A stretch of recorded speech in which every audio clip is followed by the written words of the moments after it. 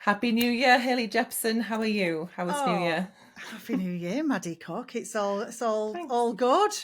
All good. I don't love New Year, but it was all right. Yeah, man.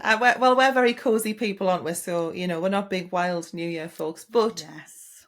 2025. What a time to be alive. That's my slogan, trademark. I like Oh, it. you Yes, can I have that do one for like now. this. I like the kind of hopefulness, the feeling that comes with Jan. Yeah. You know, Yeah, that yeah, that's it. Yeah. clean New slate, new start. start, all of that. I do Yes. like that feeling a lot. I What? think it's nice. Yeah, it's a Anything's good vibe. possible. Anything's possible. Well, we also say it's January, Haley, but I'm wondering, is it Halloween? Because it seems to be ghosting season in the industry. Did you like that segue? Excellent, I worked really excellent. hard We're on getting that. so daytime TV. I really like it. I love that. I saw a really funny, I can't remember what it was on, and it was talking about they'll give you the most like harrowing news, and then they're like, and baby otters. And they'll just go and talk about like the next. In That's our happier vibe. news, We are the one show. yeah. My dream is to be on the one show. We need our I'm own. made for daytime TV, Maddie. I just You totally are am. QVC, daytime, I know. magazine shows, they need you. I'd love it so much. But the reason I talk about ghosting is because I do not think that this is just for the dating apps, because I think that we are seeing across the industry a lot of clients are ghosting our lovely Yes. hair and beauty people. So Yeah. I, are you seeing this? I've got something I want to say about that actually. I think, Yeah. ghosting on dating apps has just become the norm, hasn't it? Like, Normal. oh, I got ghosted. People just stop. But I think what's happening is there's a change in culture Yeah. of like maybe less polite. It's a bit like, oh, I'm Yeah. done. I'm just going to Yeah. stop. There's something about not doing things in person and the more Mm. instantness of life now, where it's just a bit Yeah. like, oh, I'm done with that conversation, so I'm just going to stop having it. Yeah. And so I do think it is just like a little bit of a cultural shift Yeah. where Totally it's agree. becoming acceptable. Well, sort of, but people Yeah. just feel it's more okay to just stop having the Yeah. conversation and disappear. Yeah, it's like quick to start, quick to end. That sort of like Yeah, rapid cycling and communication stuff. Like I see it yeah, a lot in my group where it's like a client's cancelled. Maybe she had all of her appointments booked for like, I don't know, months, and she's cancelled. And then you've got her on Instagram, and then you're like zooming in, and you're like, oh my god, she's got a nails done or like her roots. I actually yeah. walked past my hairdresser she's like in the same village as me, and I was like so happy that I was like, look at my roots. Like I haven't had, I mean, I don't care, but yeah, that's the whole like, oh my god, I've seen them, they've gone elsewhere, and then it's the sort of the spiraling that happens as a result of Yeah, that. yeah.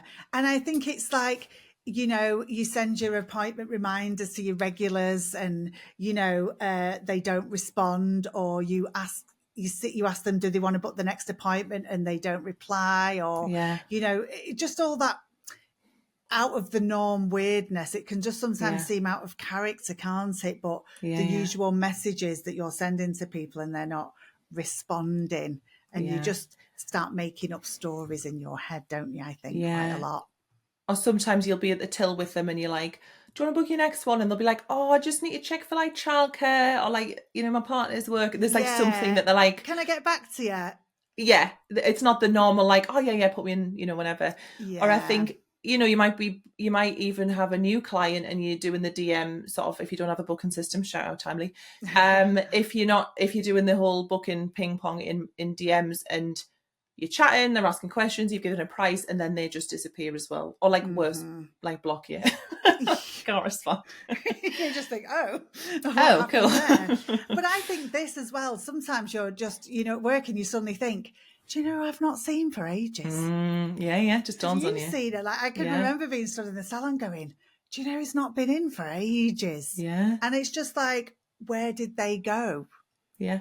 And Especially if it, you have a lot of clients, yeah, it'll pop in your head like, oh oh, so and yeah, so. like, when I Yeah. was full time in the salon, I had so many clients, but all of a sudden you just think, I've not seen that person for Yeah. months, and they Yeah. were regular, and it's out of the ordinary. And so people can just disappear from your business, can't they, sometimes, and Yeah. you feel weird about it, Yeah.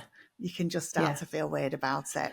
So let's deep dive into this, Maddie, and the Yeah. feelings. The feel in some sort of way. So the first thing I'd invite people to do if you've been ghosted by a client is to not immediately take it personally. Like, I know that we're all like the main character of our life, understandably, but not to immediately go, this is a me thing, and like, what have I done, or put us at the center of it, Yeah. because there can be like a number of reasons, and I have seen this in my experience and in the group, where there's been actually heaps of very, very genuine understanding reasons as to why that's happened. Yeah, yeah. I like to think about things like this, like always giving people the benefit of the doubt. Yeah. What's the most generous you can be Yeah. in explaining what might be happening, Yeah. or with the people's intention, Mm. um, maybe they've just moved away and they're Mm-hmm. busy. Yeah. Maybe they went somewhere else because they needed different times. Mm-hmm. Maybe their financials, when you're zooming in on someone's roots, maybe they Yeah. just were too embarrassed to say, my financial situation's changed. I can't afford it Yeah. anymore. I think, sometimes it just becomes inconvenient Yeah. how you do things, doesn't it? I think sometimes people want to book online Yeah. and you do your bookings through text and they're like, this isn't working for me. I haven't got time for the ping pong anymore. Yeah. You know, I think sometimes it is just time for a change, isn't it?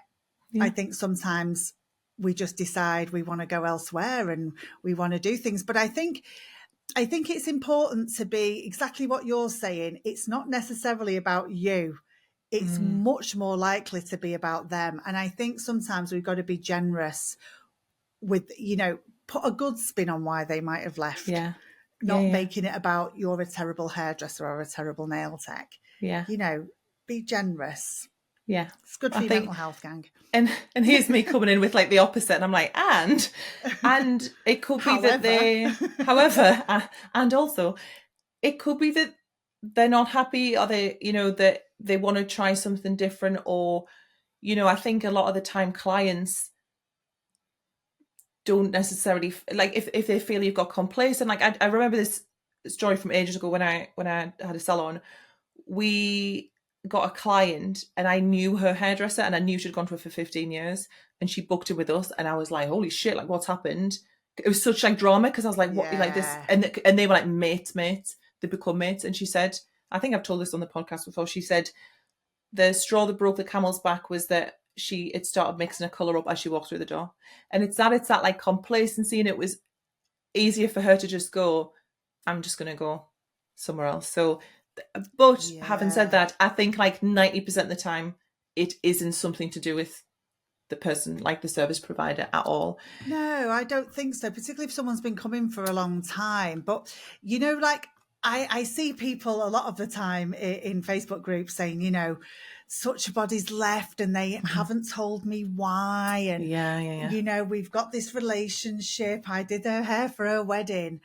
And I Yeah, think sometimes, let's imagine it is about you, that they're yeah, leaving. They don't like it. They're mad because you were mixing the tint up. Do you really want to hear? Like, yeah, what would it be like to get a message from a client that says, I'm leaving and this is why, and it's not great? yeah, Like, I don't know. I just think sometimes it just leave. Like, you're free to leave. And yeah, sometimes I think you don't need to know. It can be hard to hear. And yeah. I just think they don't owe us an explanation, like you say. And sometimes you No, might not want it. yeah, absolutely Or not. it might Like, not sound rational to you either, as well. yeah, Like, it could be all sorts of things. yeah. I think people generally, I think that just because we're like this, like in people are in the minority who have very direct, clear communication. Like, I think you need to either, like yourself, have been a therapist, or like both of us have had a lot of therapy, to be like, it's okay to speak clearly to people and say things that might disappoint people and tolerate disappointment. But for the vast majority of humans, It's not that how is the world, horrible for them. Like, they yeah, that's can't, not how people operate. they don't want to upset someone. They don't, and they might think, even saying, oh, like, I've moved away, or I can't, like you say, saying I can't afford it, to someone that might be so upsetting for them to, like, Yeah. admit that or, you know, share that. Yeah. But yeah, like they no one owes you anything. Sadly, no one knows us an explanation. Like they're No, allowed to just leave and never say anything as well. they are. What I noticed when I was a therapist that used to sort of endlessly surprise me was the lengths people would go to avoid a difficult conversation. Yeah. Oh, it's like The chess. lengths. I used to say to people all the time, it's like, if you're watching on YouTube, you can see what I'm doing. If you're not, Yeah. but it's There's some like hand movements. there's some hand movements happening here. It's like the destination is there with the conversation, but people are going round the houses over here to avoid saying something difficult and handling someone's feelings. Yeah, And I definitely. think more people operate like that than not. Oh, It's 100%. Yeah. fascinating. It's And fascinating. especially in our industry where it's a lot of like women with other women, there's a lot of like this bond that's created. There's a lot of like trust and vulnerability and long-term sort of relationships, and that has its own challenges when it comes to, you know, feeling like you're letting people down. But I think ultimately it comes down to either in 90% of the case you've got no control over it, so there's no point wasting your energy over like the things that haven't been caused by you, or in maybe 10% of the case it is, but then how can you focus on, well, how can I, is that something that I can improve and work on, and how can I put my attention and, you know, and action on doing that? Yeah. You have really just got to focus on what you can control, can't you? Just totally like, That's what the am I vibe. learning? I always think this, what did I learn? Yeah. You know, because if someone's left, I think you can really think to yourself, why might you think it? Because sometimes in your heart of hearts, you know why. Sometimes you don't, and all of that stuff. But I think often it's just like, control what you can and learn from what you can, and that's it. Yeah. But when I was training to be a therapist, Maddie, we were told something that I thought was so interesting. And I really carried this into because I was still behind the chair when I was learning to be a therapist. And so I applied everything I was learning as a therapist to my hairdressing business at the beginning, which is essentially why I ended up doing what I do now. But because I think you can apply so much of therapy to being a hairdresser, totally. like all of it. But the guy that was training to be a therapist said to me, it is none of your business where your therapy clients leave you. Yeah. And I was like, I'm going to need you to say that again. And it was like, he was just like, it is literally none of your business while they're coming, you have a conversation. And if they just stop coming one day, it is none of your business why. Yeah. Let it go immediately. He was like, don't even think about it. But what a relief to just put that down. And I was like, it's none of my business why they leave. And I thought, wow, I've made it my business why my hairdressing clients are leaving. And this is what I see hairdressers so often, nail techs, all of the people, we do make it our absolute obsession in our business is to figure out why someone has left. And I do think that is so much to do with what you were just saying, is that we put too much meaning on the relationships with clients. We do sometimes think that we're friends. We do become friendly, and the odd one does become your friend. But I just don't think in any other industry do the lines between friend and client get so blurred, which is why it can feel so personal when people leave. But I really think this all the time. When people leave me for coaching, when they left me as clients, as hairdressers, as therapists, I just think that is their business. Yeah, completely. And that is it. And I try not to give it another thought. Yeah, and if you want like a little strategic thing, you can always send an email and just say, we haven't seen you in a while, you know, are you open to sharing some feedback? But then these same people don't want any feedback, so they're like, no, I don't want anyone to tell me why I've left, but I want to decide why they've left. I'm going to make up a story that feels better to me. So like that's, you know, you could do that, but and I think then let's wrap up Jerry's bring a final thoughts on what to do if a client, what should people do if they're experiencing ghosting from clients? What are some options? Yes, options. Some options. Take what you like. I think there's always the thing of, you know, let's say you've just not, like I was saying, where's that? I've not seen such a body for ages. I think you can literally just send them a text of like, you popped into my head today. I realise I've not seen you for a bit. Are you okay?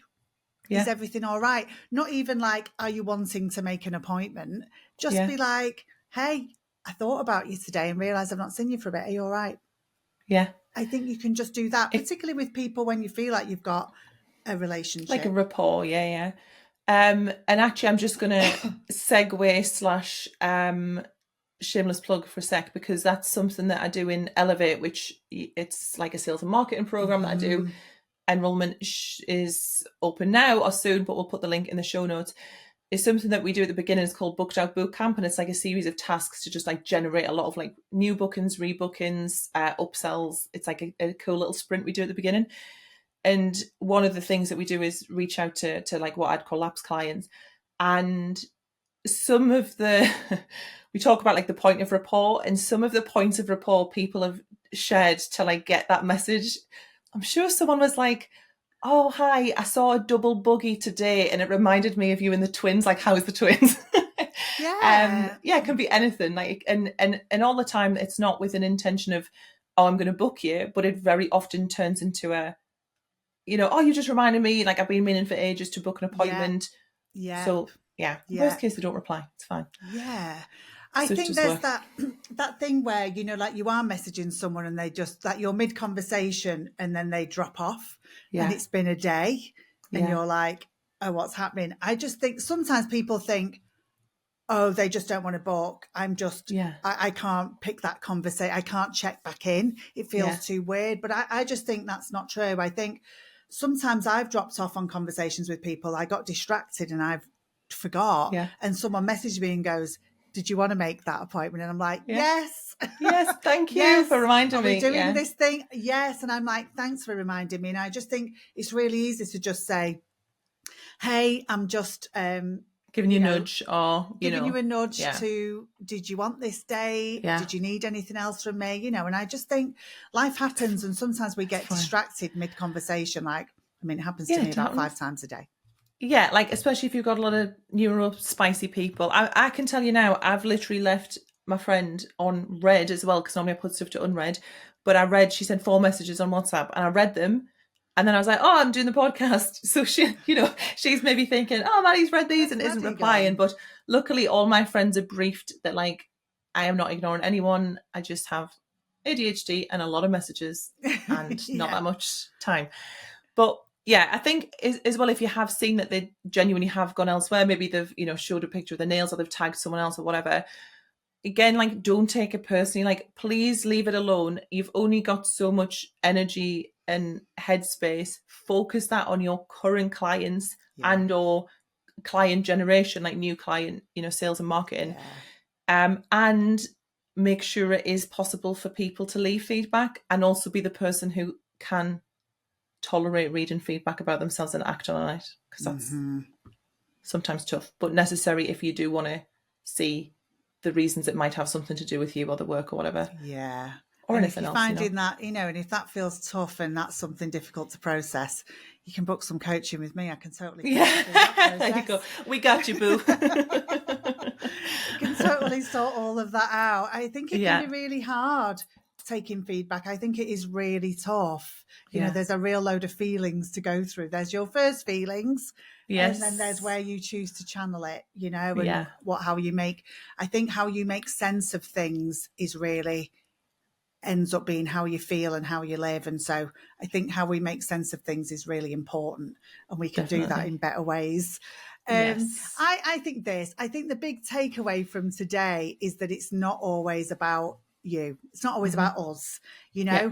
I think as people, as human beings, we have it, it's like we think it's the Maddie and Hayley show all the time. Like we think everything revolves around us, but it's not true. Mm-hmm. We're the main player in our life, but we're not in other people's lives. Yeah. And so chances are it is absolutely about them. But remember Yeah. what my therapy trainer said, it's not really any of your business why Yeah. they left. And so I think it's really smart what you're saying, Maddie.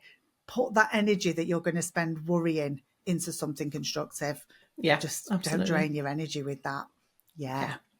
I like Love it. Amazing. Shall we do our first hyper focus of 2025? 2025. Okay, yeah. I can start. Go It's on. a food one for a change. Uh-huh. So what tends to happen for me is I'll either try something or I'll go back to something and it just unlocks this like insatiable obsession for that particular food. You know, we've seen TikTok cheesy garlic bread, we've seen hash brown sandwiches, you know, the bagel seasoning, like all of those still very much in play. But my new one, and it started actually a while ago. It started. So just well, it's a next level of a pistachio, Haley. Oh, go on. And it's Dubai chocolate. Have you seen this? No. Let me tell you all about it. So, picture this: a chocolate bar, a really, really thick, deep chocolate bar, but in the middle, it's that sort of pistachio spread, and it's mixed with. It's basically very, very thin, crushed up phyllo pastry. It's called knafe. I'm hoping I'm saying that right. So you have this like gooey. You bite through the chocolate, and then you have this gooey pistachio with this crunchy little bits through it. This sounds like a dairy milk and a baklava had a baby. Yes, very much of that vibe. It's honestly just so beautiful. Horrible for you. Like, don't even consider the health implications at all. But they went, I'm not on TikTok. I hate TikTok personally, but I know they went viral on TikTok. Then they made their way over to Instagram. It gets called Dubai chocolate because I guess it's big there. But it's very boring take, but it's really hard to search for where to buy it because I was when like, you put have you got your hands on this yet? 2 so far, none in England. So because when I try and find stuff, I search on Instagram. That's like what I use for search engine because I want to see videos because not all of them are the same. Some of them are not very good. And so I search Dubai chocolate wherever I'm going, but then it gives me loads of bloody Dubai content. I'm like, that's not where I'm going. So I searched high and low, and when I was in New York in September, we were walking around West Village, which I love. We went to Taylor Swift's old street, very cool of us. What street? And there was Aidan knows this because it was him who told me. Village. Cornelia Street, or it's a street that she wrote that she sings about. But I believe she lived there. Oh, you know, I'm not the nice. I'm not the big Swiftie. You know, Aidan's a Swiftie. I'm the Swiftie by proxy, by association. And we were walking outside and there was a sign and it was like Dubai chocolate. And I was like, get in there. And we went and they were like, oh, we don't have any. And I was like, sir, you need to pull your sign inside because that's very misleading. So then we were there the next day and I was like, I'm on a mission here. So went in and they were like, oh, we've got some. And they keep it in a fridge because the oil content must be really high. If you have it out, I brought some back on the plane and honestly, just it was like liquid. It was like a green puddle. I mean, I still ate it, like a green puddle. That needs to be really cold. So I've had it there. And then when I was in, where was I just before? Toronto, I found a place and it was like 500 yards from the Airbnb. So I was like, yes, let's go. And I'm just obsessed. And if anyone knows anywhere that you can get it, like either postal in the UK or anywhere near the Northeast, let me know. I might try and even make some. Yeah, you don't want that through the post in the summer because it'd be like liquid when it arrives. This is the problem. You really need it to be. But the Schneidy ones are like, they're not very thick. They don't have much filling. What you want is when you want really big squares. This is a good one. And when you snap it, it like oozes out a bit. But it's amazing. So I need some hookups. You could get baklavas and dip them in chocolate and put them in the fridge. Well, it's you probably could. That could be like a version of it. If you got a baklava and broke it in half. Yeah. And then dipped them. Like, could you make your own? Yeah, probably. That sounds easy enough for me rather than making chocolate and you just melt it, dip it, freeze them. Like, I feel like you could do that and then start a side hustle. Maybe new hyper-focus sign outside your flat. Chocolate baklava. Coming off the street, strangers, into my home. Watch this space. But if anyone has any Dubai chocolate hookups or wants to like give me some sort of sponsorship endorsement thing, I'm open to talking. I'll be over to Instagram in 2 seconds to have a little look at that. I don't know how it's not made it to me yet. I know. I've totally What's yours? Seen that. I feel like yours is pastry content though, your Instagram, and this is just an extension. Yeah. Oh yeah. Sweet treats. Mine just serves me wallpaper constantly. Yeah. Paint. Mine is an obsession that started towards the end of last year and it rages on. Did you watch the Martha Stewart documentary on Netflix? Not yet, because I'm such a late adopter to anything people love that I watch it like 10 years later. Is it good? Yeah, like I watched it and it's brilliant. It's like a just short of 2 hours documentary and I found it really fascinating and I think you would really like it. I just thought, God, Like I knew bits and pieces, like I knew she had this big business and I know she Yeah. went to prison for tax avoidance. Yeah. But actually, right, it was fascinating what happened. She was the first female billionaire in America. I didn't know that. Whoa, did not know that. Did No. not know that. And she lost loads of it. And the Yeah. prison thing seemed very sketchy. Felt a Yeah. bit witch hunter, very sketchy. It was very interesting, Maddie. But I was really interested in how she built this lifestyle brand. It was fascinating. Anyway, by the end of the documentary, I was online and bought her cookbook, her latest cookbook, her 100th Been great for cookbook. sales.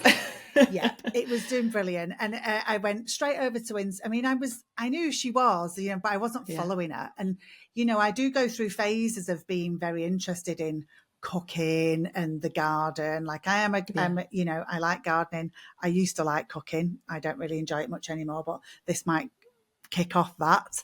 But she's just all about that stuff. And I just found it so interesting. And I actually tried to buy her very first cookbook that she released in the 80s, but honestly they're like 200 quid now for the original one, because it was like entertaining and I just thought it would be so funny.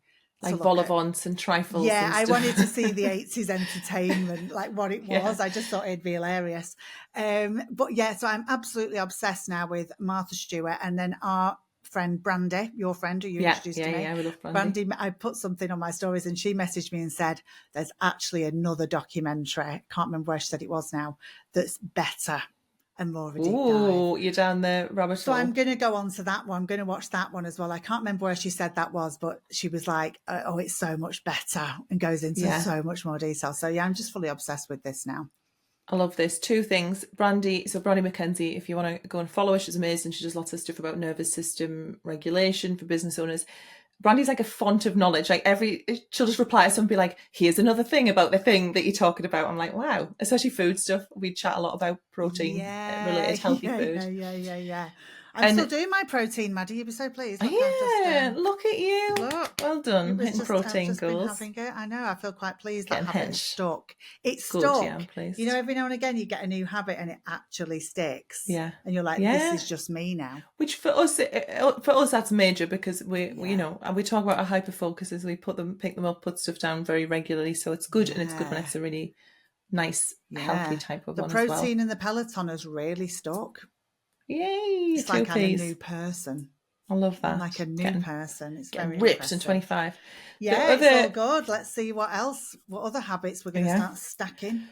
The other reference that my brain has for Martha Stewart is, do you remember I think it was on Comedy Central, they did those things and it was like a roast where like one celebrity would go and get roasted. She did... Yes. Did she do Justin Bieber's roast or vice versa? No, she did Justin Bieber's. This is in the doc, and that was restarted her career. Yeah, it's where she met Snoop. Yes, because her and Snoop Dogg have like this whole really kind of funny relationship. Yeah, that's my brain went through the file of facts and was like, what do I know about Martha Stewart? And it was that little tidbit. Yeah. Okay, I'm going to go watch it. Fascinating. It was really fascinating to watch how she started, how she grew it, how people didn't like it. You know, a lot of fellas out there not impressed with a strong woman. You know how that goes. And it just was fascinating. I thought it was really interesting. But I got her cookbook and it's more complicated than I was hoping. Were you hoping it's like an air fryer 7 minutes? Yeah, when's she going to bring out an air fryer one? She did do a slow cooker one, actually. She did do a slow cooker one. But she is all about elevating the everyday. So... maybe I'm going to make oysters sometime soon. There's oysters in there, like fancy. I'm never going to make oysters, but there is some bits and pieces in there. I'm actually going to challenge myself to make. Okay, well, stick it on your stories when you're doing your Martha Stewart cooks, so we can all celebrate you. Yes, yeah. I mean, I certainly will. I'll want lots of likes when I do that. Yeah, send me all the strokes, please. Please validate me. Yeah, big up Martha Stewart if she listens. If not, someone get this into her radar. Yeah. Oh, funny other side note. I was on the phone with my dad, Big Roy, and he was like, he's listening to the podcast in his in the unit where he does his fans, which I thought was really cute. And he was like, in one episode, I must have been, you know, so we literally immediately forget everything we've ever talked about, and then it's just out into the world. And then people repeat stuff back, and I'm like, oh yeah, maybe we did say that. And he said about how I made the joke to my therapist that I'd like monetized my abandonment, like in business, which I think is really funny. And he was obviously like very sad about that. And then he was like, and then in the next thing you're saying, oh, my dad talks about like anchors and engines. So he was very thrilled that he got a shout out. So I want to give another shout out, Big Roy, if you get this far. Hi, and the other Big guys in the Roy. garage. Glad Hi. you're listening, boys in the garage. I feel like, you know, in this, Roy, people are complicated. Two things can be true at once. I love that. Two things can be true. We're dichotomy. No, is that the word? Dichotomy? Yeah, but I can't say it possibly. Something else. Yeah. But anyway. We're contradictions. That's it. Walking paradoxes. All of that. Etc. Yes. Brilliant. Right. Well, it's nice to be back, Maddie. Yes, matey. I'll see you next time. The next one. Bye. Thanks for watching. If you enjoyed this episode, please like and subscribe. And don't forget to leave your thoughts in the comments. Please support those who support us and check out Timely, who we recommend as our favourite booking system for you. New customers can get 50% off their first 3 months with the code COFFEE50.